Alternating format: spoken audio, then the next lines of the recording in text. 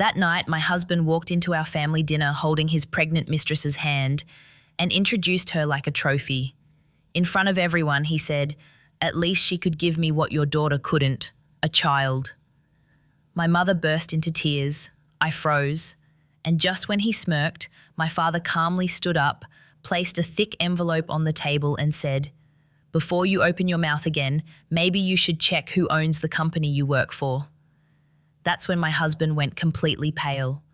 What would you have done in my place? Tell me in the comments. And don't forget to like and subscribe for more true stories where karma always finds its way back. I still remember the way the chandelier light shimmered above our dining table that night, soft, golden, almost too perfect for what was about to happen. It was my father's birthday. He'd just turned 65, and my mother wanted the evening to feel peaceful, simple, full of laughter. We'd spent the whole day preparing his favorite dishes, mashed potatoes, grilled salmon, and a chocolate cake that took me hours to frost. I wanted everything to feel normal. I wanted to believe my marriage was still worth showing off. When I heard the front door open, I smiled instinctively. Desmond was late, as usual, but he'd promised to bring a surprise for my dad, a rare bottle of scotch he'd been hunting for weeks. I wiped my hands on the apron, adjusted my dress, and walked out of the kitchen. And that's when I saw her, a woman I had never met, standing beside my husband, holding his arm as if she'd earned it. She was tall, glamorous, with soft curls and a stomach that could only mean one thing: pregnant. My heart stopped. For a second, my brain refused to connect the dots. The only sound in the room was the clock ticking behind my father's chair. Desmond looked at me like a man showing off a prize. He smiled, that smile, the one I used to love. "Everyone," he announced, "this is Vanessa. I thought it was time you all met the woman who's going to make me a father." The words tore through the air like glass shattering. My mother gasped, clutching the edge of the table. My father didn't move. And me? I stood there, frozen, feeling my chest tighten, my throat burning, as if someone had poured ice water down my spine.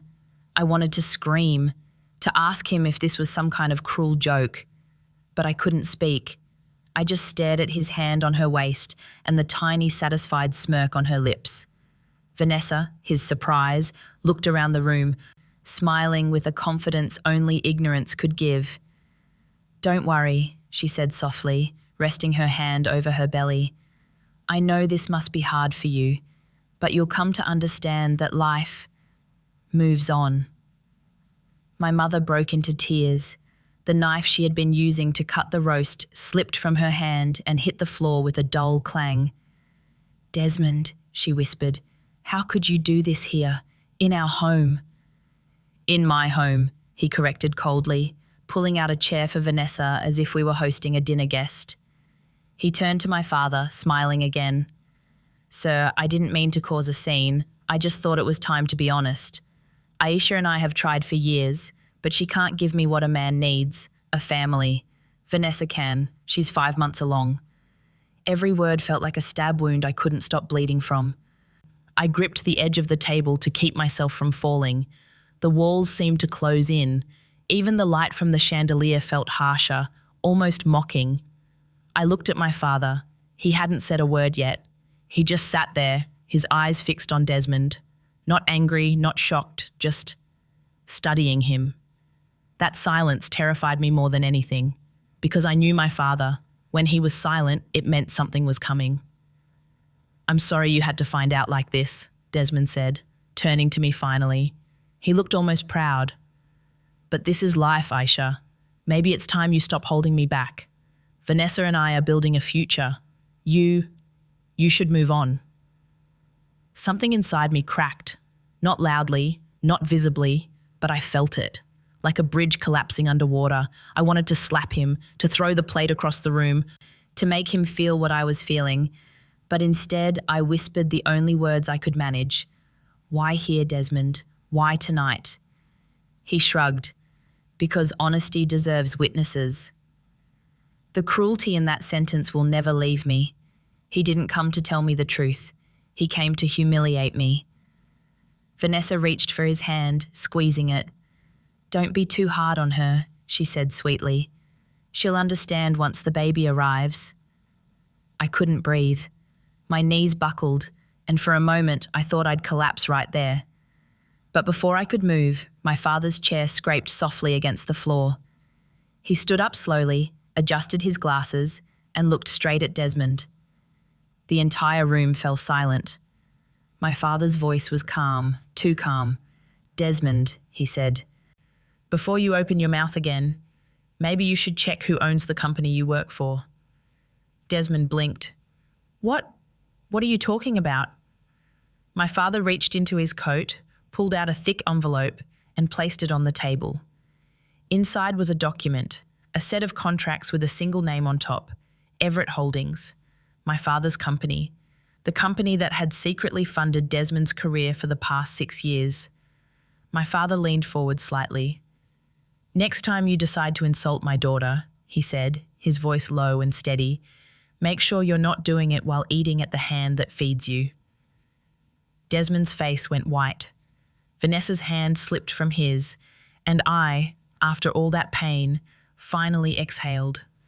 For the first time that night, I didn't feel small. I didn't even feel broken. I just felt awake. People say you never notice the moment love dies. They're wrong. You do notice. It's just that you pretend not to. For the first few years of our marriage, Desmond was the kind of husband every woman dreams of. He made coffee for me every morning, left sticky notes on the fridge saying things like, "My lucky charm," or "We're unstoppable, babe."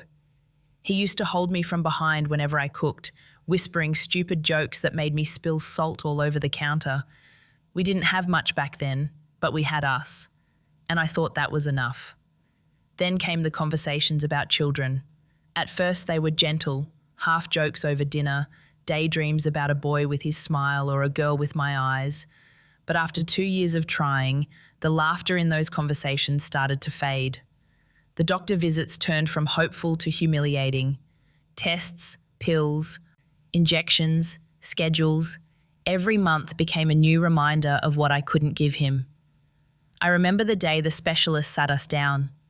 She spoke softly, carefully, as if wrapping her words in silk. "There's no medical reason you can't conceive," she said, looking at me. "Sometimes stress, timing, lifestyle, it takes patience." But when we walked out of that office, Desmond didn't say a word. He just walked 3 steps ahead of me, his silence heavier than any diagnosis. That silence became our new language. He stopped holding my hand in public. He stopped calling me honey, stopped asking about my day. At night, he started sleeping with his back to me. Sometimes when I turned off the lights, I'd whisper "good night," just to hear if he'd still say it back. He never did. Then came the first comment, the kind that cuts deeper than it sounds. One morning while we were getting ready for work, he said, "Maybe if you spent less time worrying about your career, your body would cooperate." It wasn't a fight. It was colder than that, just a fact, tossed like a knife over his shoulder. And that knife stayed lodged in me. The months that followed were a slow decay. He began coming home late, first once a week, then almost every night. He'd smell of expensive perfume that wasn't mine. When I asked, he'd laugh. "You're being paranoid, Aisha. Don't turn into one of those desperate wives." I tried to believe him. I tried to be the calm, rational wife who keeps the home standing while the storm rages outside. But something in me was already breaking. One night I stayed up waiting. It was 2 a.m. when he finally came home. His shirt was half buttoned, his tie missing. When I asked where he'd been, he sighed and said, "Work dinner. Stop making everything dramatic." Then he went straight to the shower. While he was in there, his phone buzzed on the table. A message lit up the screen. "You left your cufflinks here. Baby's kicking again." My chest went cold. My hands trembled so badly I could barely breathe. When he came out, I confronted him. He didn't even look guilty. He just stared at me and said, "So now you're snooping through my phone?" That was the night I realized I wasn't his wife anymore. I was an obstacle. After that, he didn't hide it. Late nights became whole weekends away on business. He changed his passwords, his tone, Even the way he said my name, like it was a chore. I stopped eating, stopped sleeping. Every time I saw a pregnant woman on the street, it felt like the world was mocking me. One Sunday, I went to church alone. I remember kneeling there, praying not for a baby, but for peace, for strength to stop hating myself. Because that's what infertility does, it turns love into shame. And I was drowning in it. My mother noticed the change before anyone else. One afternoon, she came by unannounced, found me sitting on the kitchen floor with the oven timer still beeping. She didn't ask questions. She just hugged me and said, "Don't let him define your worth, Aisha." I nodded, but I didn't believe her. At that point, Desmond's opinion was the only mirror I looked into, and it reflected nothing but failure. Then came the whispers. My co-workers started avoiding eye contact. Someone slipped and mentioned seeing Desmond at a restaurant with a younger woman. When I asked him about it, he smirked. "You're losing it, Aisha. Maybe talk to a therapist instead of accusing me." He said it so smoothly that for a moment I wondered if I was the problem. If I had imagined the text, the perfume, the distance. That's what emotional abuse does. It rewires your reality until you doubt your own pain. The final crack came a week before my father's birthday. Desmond came home with a new watch and an arrogance I hadn't seen before. He looked at me over dinner and said, "My life's moving forward, Aisha. You should find something to fill yours." When I asked what that meant, he just smiled. And in that smile I saw it, the truth I had been avoiding. He was done pretending. He wanted me to see her. Still, I clung to denial. I spent the next week planning my father's birthday dinner, baking, decorating, pretending everything was fine. Because if I could just make that night perfect, if I could make him proud again, maybe I could win him back. But love built on humiliation can't be saved. It can only collapse. And that's exactly what happened when he walked in that night, holding her hand. The night I found out the truth, the world didn't explode. It just cracked, quietly, cruelly. Desmond had been distant for weeks. He said he was working on a new construction project, something big. He started dressing better, shaving more often, wearing cologne I'd never smelled before. When I asked, he said, "Presentation matters, Aisha. You wouldn't understand." That should have been my first clue. But love blinds you, not with light, but with excuses. One Friday evening, I decided to surprise him at work. It was something I used to do back when things were good. Bring him coffee, chat with his assistant, wait for him to finish. That day, the receptionist gave me a puzzled look when I arrived. "Mr. Hayes isn't here," she said. "He left an hour ago with Miss Jenkins." "Miss Jenkins?" I repeated, my stomach tightening. "His project manager," she added quickly, realizing too late that I hadn't known. She tried to smile it off, but I could already feel my pulse pounding in my ears. I drove home faster than I should have. His car wasn't there. I sat in the driveway watching the shadows stretch across the porch, hoping, no, begging, for him to come home alone. At 9:30 p.m, headlights swept across the window. My breath caught. He walked in wearing the same confident smile I used to fall for. "Where were you?" I asked softly. "Work dinner," he said, loosening his tie. "With Vanessa Jenkins?" He froze for half a second, just enough to confirm everything. Then he laughed. "So now you're checking up on me at the office? God, Aisha, that's pathetic." "Are you sleeping with her?" The words came out smaller than I meant them to, like they were afraid of the air. He looked me straight in the eye. "Yes. And before you ask, yes, she's pregnant." It was the kind of pain that doesn't make you cry. It just hollows you out. I think he expected me to scream, to throw something, to fall apart. But I didn't. I stood perfectly still, gripping the edge of the counter so hard my knuckles went white. "You don't even look surprised," he said. "Maybe you already knew this was coming. You've been holding me back for years, Aisha. You don't inspire me anymore. You don't even look alive." I wanted to slap him, but I didn't. I just whispered, "Does she know you're married?" He smirked.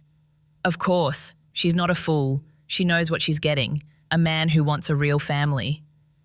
I could feel something sharp tearing through my chest, but I managed to ask, And what am I then? He shrugged. You were the right woman for a time, the stable phase, the respectable wife, but you stopped being enough. That sentence echoed in my head for days. You stopped being enough. He grabbed his jacket and left before I could respond. The front door clicked shut with a finality that felt like a tomb ceiling. The silence afterward was deafening. No footsteps, no apology, just the sound of my heartbeat and the clock ticking, counting down the end of us. I sat on the floor for hours staring at the door, half expecting him to come back. He didn't. When dawn came, I was still in the same spot. My phone buzzed. It was a text from him. Don't make this dramatic, Aisha. You'll always have a place in my life, just not the same one. That morning, something in me died. For the next few days, I moved through the house like a ghost. His clothes still hung in the closet. His cologne lingered in the air. But everything felt tainted. Even the walls seemed to whisper his betrayal. Then, a few nights later, I got an invitation in my email. It was from him. Subject: dinner at your parents' place. The message read, don't be late. It's time we all face the truth. I'm bringing Vanessa. At first I thought it was a joke, but the more I stared at the screen, the more I realized he meant it. He was going to walk into my parents' home with her and humiliate me publicly. Like he wanted to erase the last ounce of dignity I had left.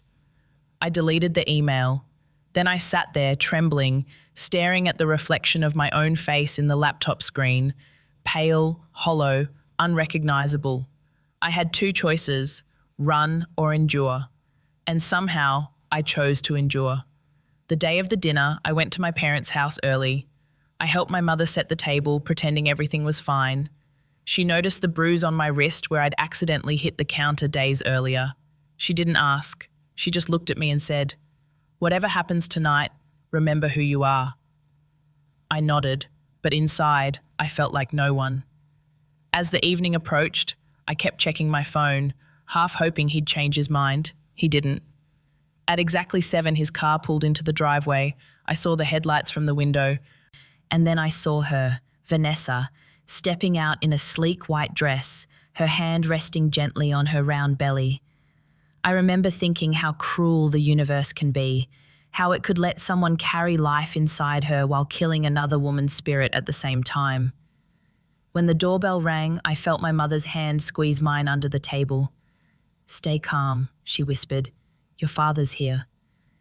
And thank God he was, because if my father hadn't been in that room, I might have broken that night. I can still see the scene in flashes, the sound of Desmond's voice announcing his big news, my mother's soft sobs, Vanessa's smug smile, and then my father's silence, heavy, terrifying, deliberate. He didn't raise his voice. He didn't slam his fist on the table. He just waited, watched Desmond dig his own grave with every arrogant word. That was the longest dinner of my life. Every minute felt like a blade twisting deeper into me. But something strange happened toward the end. In between the humiliation, the shame, and the rage, something inside me began to cool, a stillness I couldn't explain. It was the first flicker of calm after the storm. And I didn't know it yet, but that calm was the start of something powerful. The moment when pain began to turn into strength. The smell of roasted turkey still reminds me of that night. Sweet, warm, and heavy, like comfort twisted into a weapon. The house looked beautiful. Candles flickered across the tablecloth. My mother's silverware gleamed. Soft jazz played from the old speaker in the corner. Everything looked perfect. Everything felt wrong. I had spent the entire afternoon pretending, smiling, cooking, arranging flowers, pretending I didn't know the man I married was bringing another woman into this house, pretending I could survive it. My father sat at the head of the table, glasses low on his nose as he scrolled through something on his phone. He looked peaceful, too peaceful. My mother fussed over the gravy, humming a tune that cracked every few notes. I could tell she was forcing it, the way mothers do when they already know their child's heart is about to break. When the doorbell rang, no one moved for a moment. The sound sliced through the air like a blade. Then my mother whispered, "I'll get it." But my father stopped her with a single glance. He set his phone down, folded his hands, and said calmly, "Let them come in." The front door opened, and there he was, Desmond, in his best suit, grinning like he owned the world. Beside him, Vanessa shimmered in pale gold, her hair glossy, her hand cradling the curve of her stomach like a prize. My stomach twisted, but I didn't flinch. Not this time. "Good evening, everyone," Desmond announced, stepping inside as if nothing was wrong. He leaned down to kiss my cheek. I turned slightly so his lips brushed the air instead. He smirked, the kind of smirk that said he liked the game. He guided Vanessa to the chair right next to mine. "My wife," he said with a mock toast, "has always been the perfect hostess. I knew she'd make tonight special." My mother's eyes were red already. Vanessa smiled politely. "You have such a lovely home, Mrs. Everett," she said softly. "It's so full of family warmth." Her voice dripped with irony. I wondered if she practiced it in the mirror. The first half of dinner was unbearable. Desmond talked non-stop, about business, about new beginnings, about how life rewards those who aren't afraid to take chances. He was performing like an actor desperate for applause, and every sentence was a dig at me. "Some people," he said at one point, swirling his wine, "are content living small lives. Others take risks and build something bigger." He didn't look at me when he said it. He didn't have to. The room understood exactly who he meant. My father listened quietly, his face unreadable. But I saw it, the subtle clench of his jaw, the flicker in his eyes. He was waiting. Desmond went on, bragging about the upcoming expansion of his firm, the investors lining up to work with him. He had no idea that the biggest investor sitting at that table was my father. Vanessa laughed lightly, brushing her hair behind her ear. She placed a hand on her belly and said, "We're thinking of naming the baby after Desmond's grandfather. He was such a strong man, right, honey?" Desmond smiled proudly. He sure was. Then, without warning, he turned toward my father. "Sir, I wanted to thank you again for your support. Aisha always said you believed in me. I hope to keep making you proud." My father didn't respond. He just lifted his glass, sipped, and set it down. The silence after that was louder than any words. Desmond turned to me instead, his tone sharp enough to cut. "Maybe someday," he said, "Aisha will understand what it means to give a man legacy." It was such a simple sentence, but it ripped through me. Legacy. That's what I had failed to give him. A legacy, a name, a child. And now he was building one with someone else right in front of me. I tried to steady my breathing, to remind myself that I had promised not to cry. But when Vanessa reached across the table and touched his hand, whispering, "Our baby's kicking again," I felt my throat close. My mother dropped her fork. The clatter echoed through the silence. Desmond laughed. "Guess he's excited to meet his grandfather, huh?" He looked straight at my father, smiling wide. The arrogance was blinding. My father's eyes flicked to me, then to Desmond. He didn't say a word. He didn't need to. His silence was its own kind of warning. My mother tried to change the subject, asking if anyone wanted more wine. But Desmond didn't stop. He leaned back in his chair, completely at ease, savoring every second of my humiliation. "You know," he said, swirling his glass, "Aisha always wanted to keep our struggles private. But I think hiding the truth only makes it worse. Sometimes you have to admit when something's empty." The word empty hit me like a bullet. He didn't look at me. He didn't need to. Everyone at the table understood. Vanessa gave a soft laugh. "Desmond," she said teasingly, "don't be cruel." But the damage was done. My hands trembled under the table. I clenched them until my nails dug into my palms. The sting helped me stay upright. My mother whispered, "Aisha, sweetie, you don't have to sit through this." But I shook my head. "No, Mum," I said quietly. "I do. Because if I left now, he'd win. He'd have the story he wanted, the weak wife who couldn't face the truth." So I sat there, staring at the candle flames dancing on the table, pretending not to feel the tears burning behind my eyes. Pretending I couldn't hear my own heartbeat pounding louder than his voice. Desmond chuckled again, leaning back, satisfied. He thought he'd broken me. But the funny thing about people like him is that they always talk too much. They always forget who's really listening. My father reached for his napkin, dabbed the corner of his mouth, and said calmly, "Desmond, I think you've said enough." Desmond smiled, oblivious. "Oh, not at all, sir. I just want to be honest with your daughter. It's better to face reality than live in denial, right?" My father's eyes hardened. "Reality," he repeated softly. He picked up his glass, swirling the wine as if deep in thought. Interesting word. The room went still. Even Vanessa sensed the shift. And that's when I felt it. That sudden quiet before a storm, the kind where the air grows heavy and every instinct tells you something big is about to happen. Desmond didn't see it. He just kept talking. He didn't know that in less than a minute, the entire table and his entire life was about to turn upside down. My father placed his napkin neatly beside his plate, as if he'd simply finished a normal meal. He took a slow breath, his voice calm but sharp enough to slice through the room. "Desmond," he said, "you talk about honesty and reality, but there's one thing you haven't faced yet." Desmond leaned back, smirking. "And what's that, sir?" My father reached into his jacket and pulled out a thick brown envelope. He set it down in front of him, the sound heavy, final. The candlelight flickered across his glasses as he said quietly, "You've been bragging about your company, your expansion, your investors. I think it's time you take a good look at who you actually work for." Desmond blinked, confused. "What do you mean?" My father slid the envelope across the table. "Go ahead, open it." Desmond hesitated, glancing at me, then back at him. He tore it open. Inside were several documents, official contracts, bank transfers, and a single letterhead that made the blood drain from his face. Everett Holdings, my father's company. He stared at the papers, his hands starting to tremble.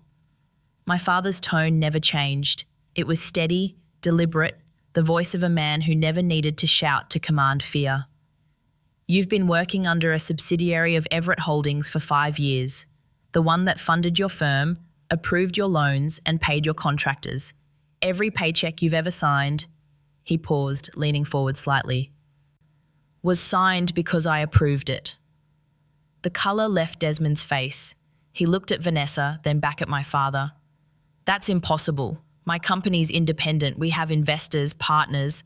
My father raised an eyebrow. "Yes, and who do you think your partners are? You never checked the full ownership records, did you? I did that on purpose. I wanted to see what kind of man my daughter married." The silence was absolute. Even the candles seemed to stop flickering. Desmond swallowed hard. You've been watching me?" My father nodded once. "From the moment you asked for her hand, I saw potential in you. You were ambitious, determined. I thought maybe, with the right guidance, you'd grow into a decent man." He leaned back, his eyes cold now. "But I was wrong." Desmond's mouth opened, but no words came out. He looked around the table, desperate for someone to save him. Vanessa sat stiff, her confidence draining as she realized the air in the room had turned against them. My father's voice lowered. "You humiliate my daughter under my roof, on my birthday, with your mistress by your side, while living off the company that I built?" He let out a dry laugh. "You wanted honesty, son. Here it is." He turned toward me, his tone softening for the first time that night. "Aisha, sweetheart, I didn't tell you sooner because I wanted you to choose your own life. But make no mistake, this man has been thriving off the Everett name for years." I stared at the documents, my heart racing. I had no idea. My father had never mentioned any of this. He had quietly protected me from behind the scenes, even when I thought I was completely alone. Desmond pushed his chair back suddenly, his voice cracking. "You can't do this. You can't just take away everything I've built." My father stood. He wasn't a tall man, but when he rose, The entire room seemed to shrink. "I'm not taking anything," he said evenly. "I'm just reclaiming what was never yours." He pulled another paper from the envelope, a letter of termination, signed that morning. "Effective immediately, your contract with all Everett subsidiaries is dissolved. You'll receive no severance. The board has already been informed." Vanessa gasped. "What? You can't just ruin him like this?" My father's eyes shifted to her, cold, assessing. "Young lady, you should choose your company more wisely, because as of tonight, the man beside you doesn't have one." Desmond's breath came fast, uneven. "This is revenge." "No," my father interrupted, voice like steel. "This is consequence." The weight of that word filled the room. Consequence. It hung in the air, heavy and undeniable. My mother reached for my hand under the table. She didn't say a word, but I felt her trembling slightly. Not from fear, but from relief.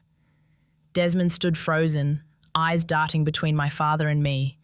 For the first time in years, he looked small. All the arrogance, the charm, the power, it evaporated. "I suggest you leave," my father said finally, "before I have security escort you out." Vanessa looked at him, horrified. "Desmond, let's go." But he couldn't move. His pride wouldn't let him. He turned toward me, face twisted with something between anger and humiliation. "This isn't over, Aisha," he hissed. "You'll regret this." I met his eyes calmly. "For once, Desmond," I said, my voice steady.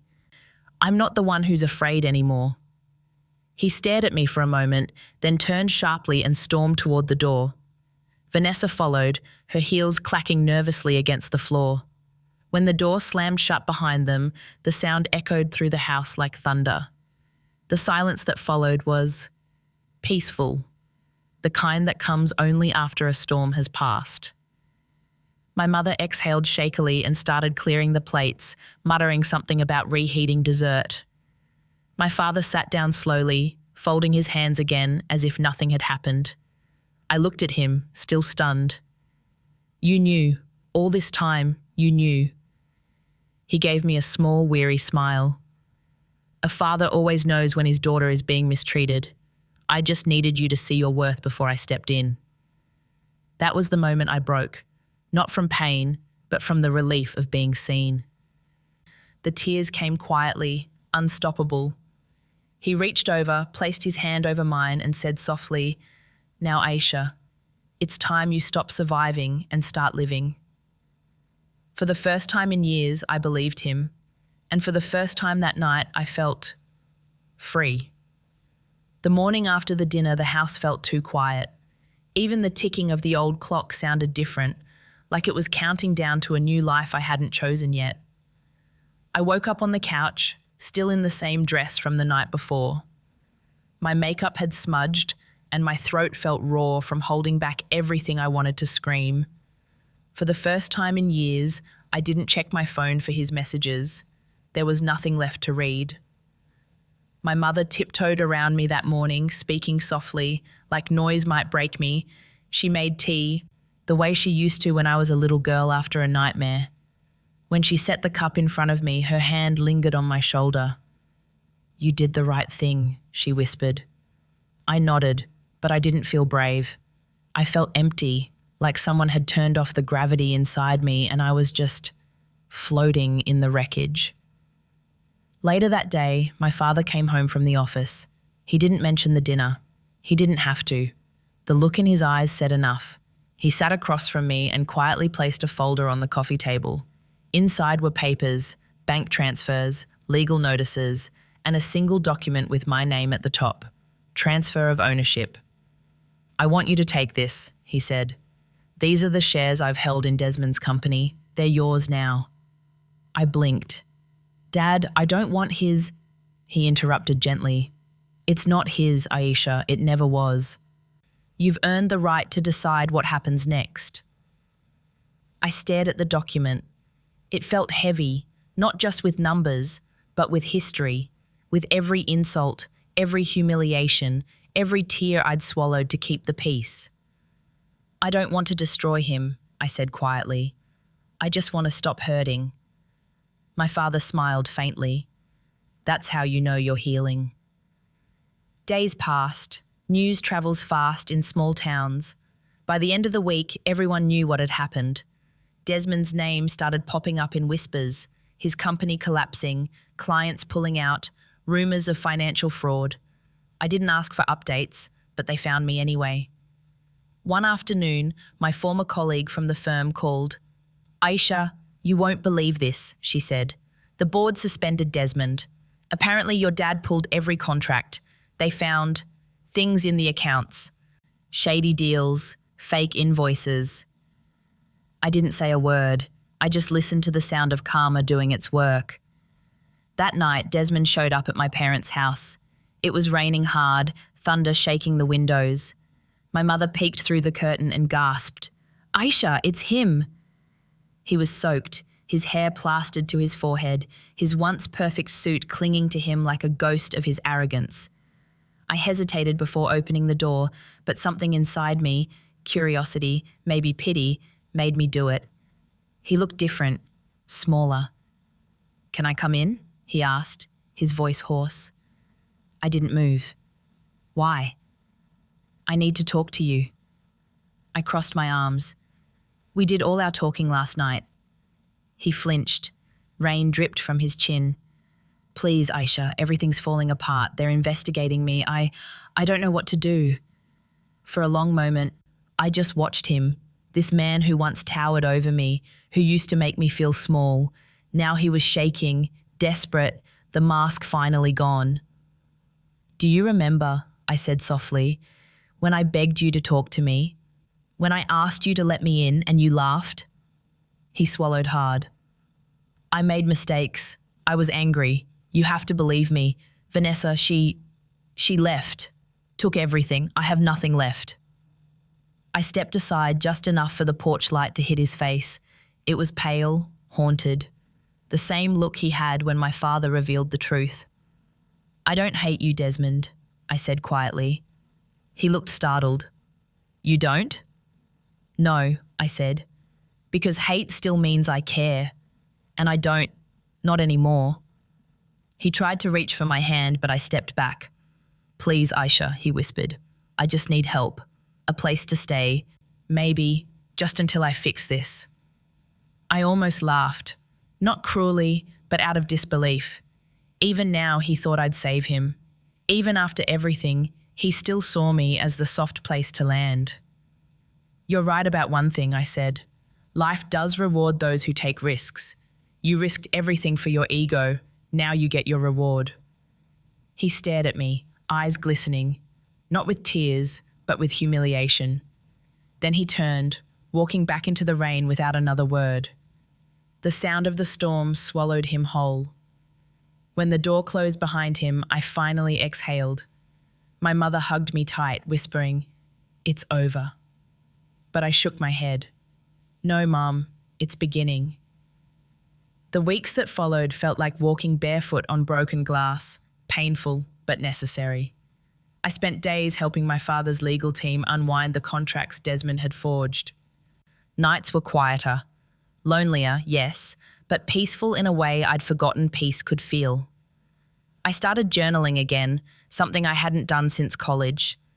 At first, the pages were full of anger, but slowly they began to fill with something else. Gratitude, relief, even a strange kind of freedom. One evening, my father joined me on the porch. The sunset painted the sky in gold and lilac. He handed me a cup of coffee and said, You know, when your mother and I married, I was broke. But she stood by me. We built everything together. That's why what Desmond did, it wasn't just cruel, it was cowardly. I nodded. I used to think strength meant holding on. My father smiled softly. Sometimes it means letting go before you drown. That night, I slept better than I had in months. Not because I'd forgiven him yet, but because I finally forgave myself for staying too long, for trying too hard, for forgetting who I was. The next morning, I woke up early, packed a suitcase, and told my parents I was moving out. Not far, just to a small apartment downtown. It was time to start over, on my own terms. As I stood at the door, my mother handed me a small silver keychain shaped like a star. "For luck," she said. "You deserve new light." I smiled. For the first time in years, it didn't feel like pretending. Starting over was nothing like I imagined. It wasn't cinematic or triumphant. It was quiet, like walking through ashes after the fire had already burned everything down. But the quiet was mine. My new apartment was small, one bedroom, a crooked window that creaked every time the wind blew, and walls painted the wrong shade of white. But for the first time in years, it felt like home. No perfume that wasn't mine, no footsteps pacing in anger, just me, and silence that didn't hurt anymore. I found work at a small community arts centre downtown. It wasn't glamorous, but it paid the bills and gave me space to breathe. Most days, I helped organise charity events or assisted with small theatre productions. Being surrounded by people who created something beautiful from nothing, it reminded me that rebuilding didn't have to mean revenge. Sometimes it just meant rediscovering your rhythm. Still, I couldn't escape the whispers about Desmond. Every headline seemed to mention him. Hayes Construction under investigation. CEO faces financial collapse. Even my co-workers whispered when they thought I couldn't hear. At first, the thought of his downfall made me sick. Not because I pitied him, but because part of me still hated that his name and mine were tangled together in every story. I wanted to be free of him completely. One morning, my father called. He sounded calm, but I could hear the weight in his voice. "They're filing charges," he said. "Fraud, embezzlement, tax evasion. It's worse than I thought." I didn't know what to say. I should have felt vindicated. Instead, I just felt tired. "Do you want me to testify?" I asked. He hesitated. "Only if you want to." And for the first time in months, I realised I didn't. Desmond's punishment didn't need my voice. His own choices had already spoken loud enough. That night, I sat by the window with a cup of tea and wrote in my journal, "I don't want revenge, I want peace, and maybe purpose." It was the first time the word purpose had appeared in my handwriting since the divorce. A few weeks later, I got a call from a woman named Claire, the director of a regional nonprofit theatre group. She'd seen my work organising charity galas and wanted to invite me to join as a creative consultant for their next play. "Your background in psychology and communication could be really helpful," she said. "Plus, we could use someone who understands emotion." Emotion. If only she knew. I accepted. The first rehearsal was messy, actors forgetting lines, lights flickering, chaos everywhere. And yet, when I stood at the back of the theatre watching them breathe life into the story, something inside me stirred. It felt familiar, like a version of myself I'd buried long ago was waking up again. When rehearsal ended, the director, a man named Caleb Stone, walked up to me. He was tall, with salt and pepper hair, and the kind of quiet confidence that didn't demand attention, but earned it anyway. "You used to perform, didn't you?" he asked. I blinked. "How do you know?"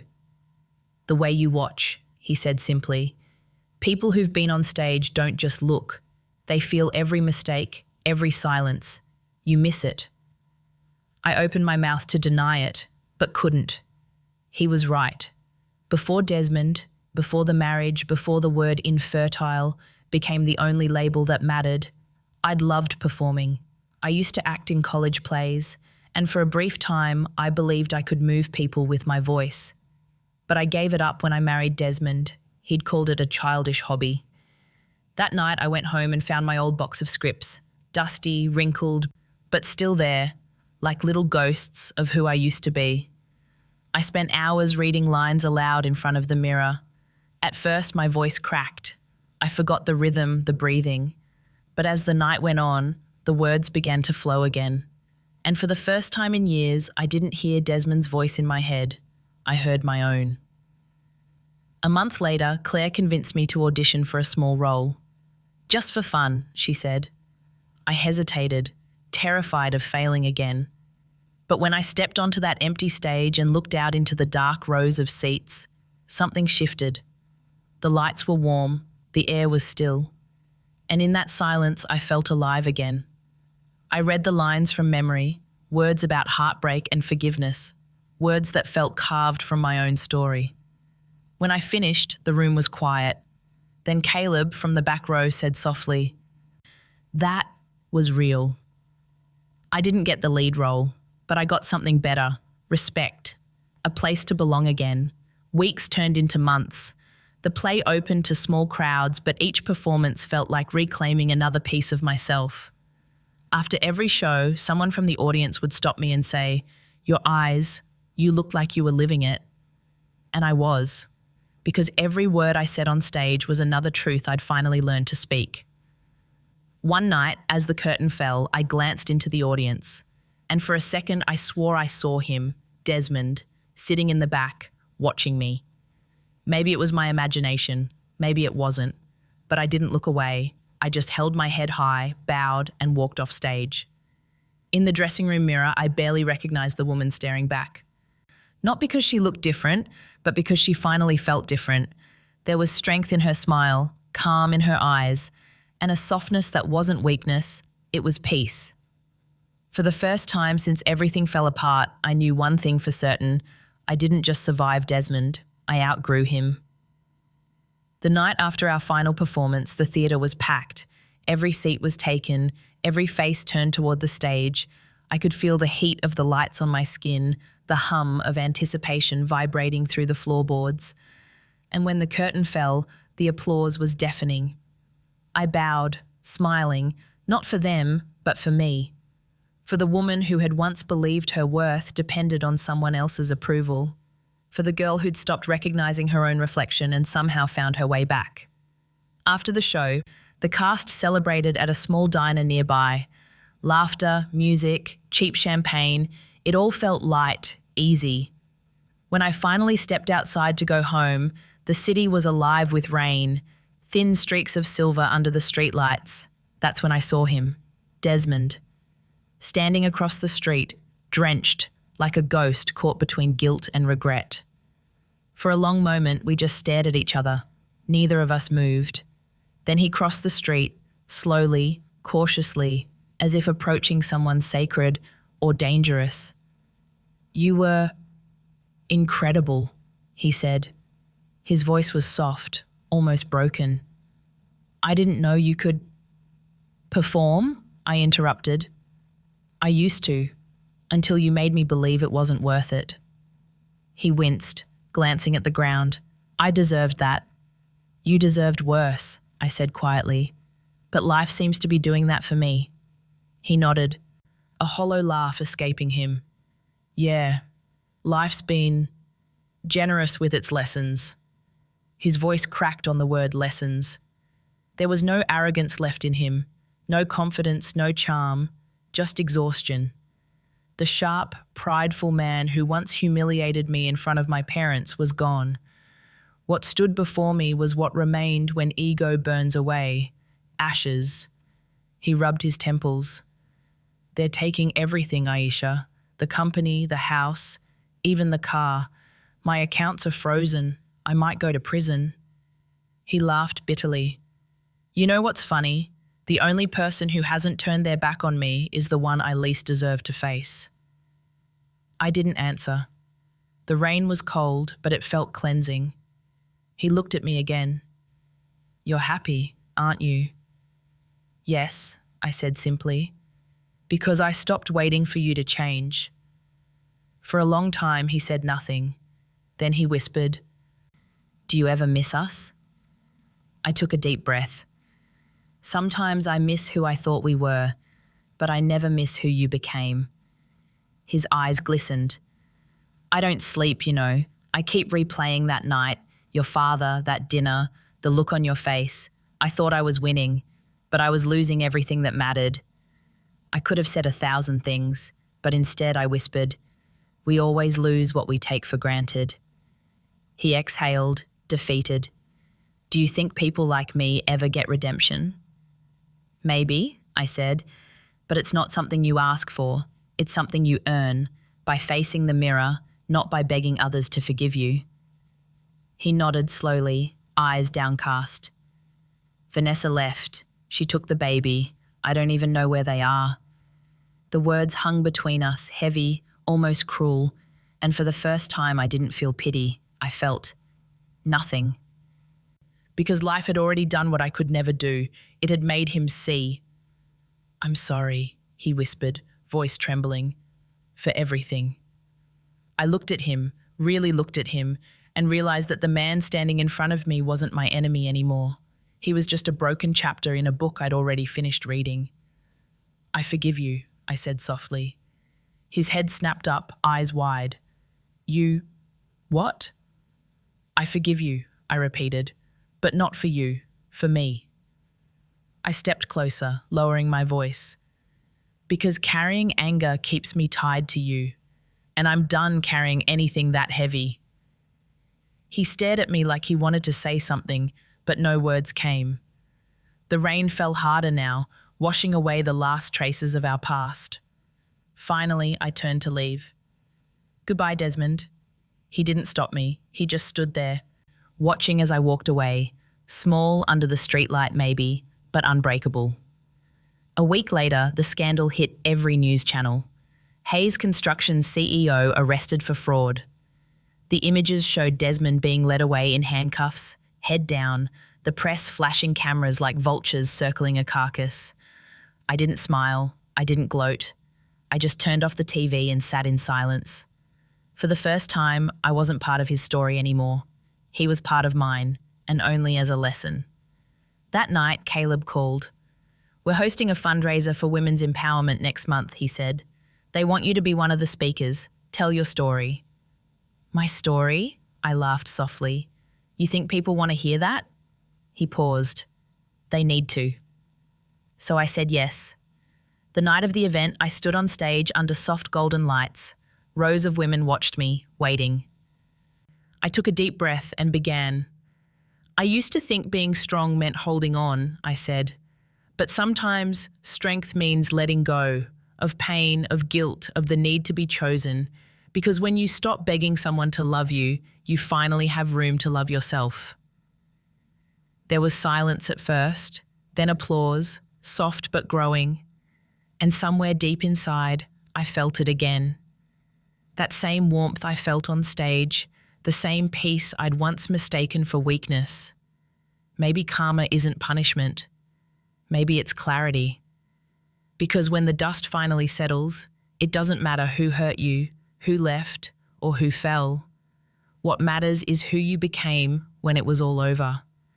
And I had finally become someone I could be proud of. They say forgiveness doesn't change the past, it changes you.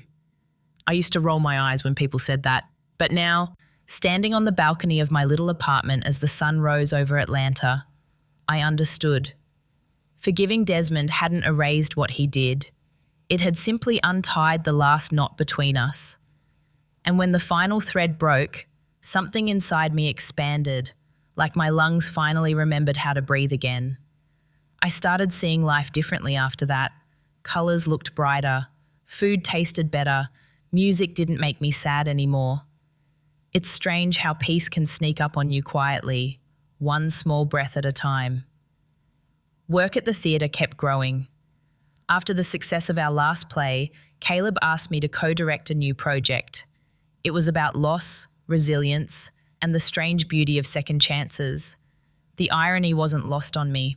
During rehearsals, Caleb and I spent long hours discussing scripts, lighting, and timing. He was patient, meticulous, and had this way of making people feel safe. Some nights we'd stay late, talking long after everyone left, about life, mistakes, faith. He never asked about Desmond directly. He just listened whenever I brought it up, never judging, never interrupting. One evening, as we locked up, he said softly, "You know, pain doesn't vanish. It just learns where to live." I smiled. Maybe that's what healing is, teaching it how to stay without breaking you. He nodded. Exactly. That night, as I walked home, I realized I hadn't thought about Desmond all day, not once, and that realization felt better than any revenge ever could. A few weeks later, I got an unexpected email. It was from a women's organization that had seen my fundraiser speech online. They wanted to feature my story in their national campaign, Rise Again. At first, I hesitated. Exposing myself to the world again felt terrifying. But then I remembered something my mother once said. Your story might be the light someone else needs to find their way out. So I said yes. We filmed the segment in the theatre. They asked me to stand under the same spotlight where I had once performed and speak directly into the camera. What would you tell a woman who feels broken? The interviewer asked. I took a breath and said, I'd tell her that broken isn't the end. It's just a different shape of whole. You may never go back to who you were, but you can become someone stronger, kinder, and free. When it aired, messages poured in. Women from all over wrote to me, stories of betrayal, heartbreak, infertility, loss, and every message reminded me I wasn't alone. None of us were. One afternoon, while organising costumes backstage, I heard Caleb call my name. He was holding a small envelope. For you, he said. Inside was a photo, our entire theatre group, smiling after our last show. On the back, he'd written, for the woman who turned pain into art. I laughed, touched and speechless. Caleb, I said softly, you don't know what that means to me. He smiled. Maybe I do. There was something in his gaze that made my heart stutter. Not fireworks, not obsession, just peace. The kind of connection built on quiet understanding, not chaos. And for the first time in my life, I didn't feel like I was chasing love. I was letting it find me. Months passed. One morning, as I opened the theatre doors, I saw a little girl sitting on the steps. She couldn't have been more than 4, clutching a worn teddy bear. Her babysitter had stepped away for a minute. She looked up at me with big, curious eyes and asked, Are you the lady who talks on the stage? I smiled. Sometimes. She nodded thoughtfully. You talk nice. You don't sound sad. Her words pierced me in the gentlest way. Maybe that was the real measure of healing, not when you stop crying, but when even strangers can't hear the sadness in your voice anymore. That night, as I watched the sunset from the theatre balcony, Caleb joined me. He handed me a mug of coffee and said, We're lucky, you know. Not everyone gets to start over. I looked out at the skyline glowing gold. Starting over doesn't scare me anymore, I said, because now I know what I'm made of. He smiled. And what's that? Fire, I said. The kind that doesn't destroy, it warms. We stood there in silence, side by side, the city lights flickering below us. For once there was no rush, no fear, no ghosts from the past, just peace. And as the curtain of night fell, I whispered a quiet thank you to life, to pain, to love, to every version of me that refused to give up. Because sometimes redemption doesn't come in grand gestures. Sometimes it arrives softly, like dawn after a long dark night. And when it does, you don't fight it, you just let it in. It's strange how quiet life becomes when you stop fighting the past. There's no dramatic music, no thunderclap, no cinematic ending, just peace, steady, patient, and honest. A year had passed since the night everything fell apart. In that time, I'd built something new, something mine. The theatre had grown, the women's campaign had gone national, and I'd learned to speak my truth without fear of breaking. But the past has a way of finding you, even when you've stopped looking for it. One evening, after rehearsal, the front desk clerk handed me an envelope, no return address. Inside, a short letter written in shaky handwriting.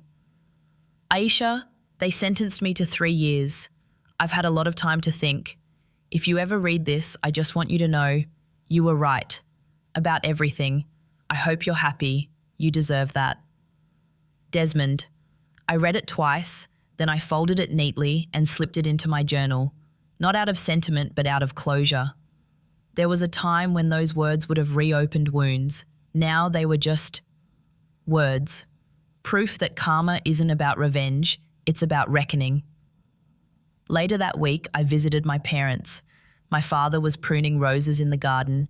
My mother was humming softly in the kitchen. The house looked the same, but everything inside me had changed. My father smiled when he saw me. "You look different," he said. "How so?" "Like someone who finally knows her own worth." I hugged him, and for a moment I felt like that broken girl at his dinner table again, except this time I knew she'd survived. After dinner, my mother brought out the old photo album. She flipped to a picture of me in my wedding dress, bright smile, hopeful eyes, standing beside the man I thought would love me forever. I stared at it for a long time. Then I closed the album gently and said, "She didn't know it then, but she was about to become someone stronger." My mother squeezed my hand. "She still is."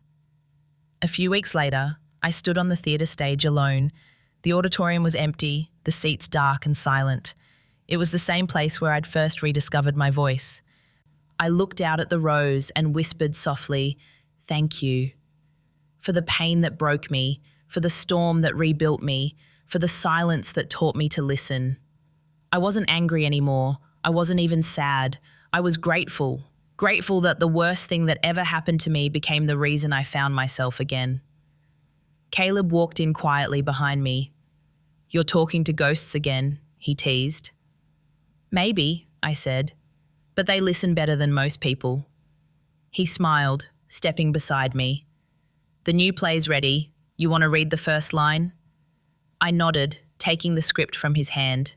The first line read, "This is not the end. This is where I begin." I smiled. I think I know how to deliver that one. That night, as I walked home through the quiet streets, I passed by a small bookstore window. A quote was painted on the glass in gold letters. "Sometimes the woman who walked through fire is not the same one who walks out, but she's finally free." I stopped and stared at it for a long time. Then I smiled, because that was me. When I got home, I poured a cup of tea, sat by the window, and opened my journal to the last page. I wrote, "I no longer wait for closure from anyone else. I give it to myself. Because I am not what happened to me. I am what I chose to become afterward." I closed the journal, turned off the light, and let the night wrap around me like a soft blanket. For the first time in years, I didn't feel haunted by what I'd lost. I felt guided by what I'd found. Peace, purpose, and the quiet kind of happiness that never needed anyone's permission. If you've ever been broken, remember, your story doesn't end with pain. It begins when you rise again. Tell me in the comments, what did this story make you feel? And don't forget to like, share, and subscribe for more real stories that remind us it's never too late to start over.